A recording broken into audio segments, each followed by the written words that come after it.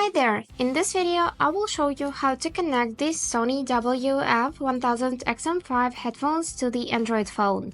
Let's get started. Firstly, open Settings on your phone, go in the Connections tab, and enable Bluetooth by tapping on the switcher. After this, we would need to open the case and find this button on the back part of headphones.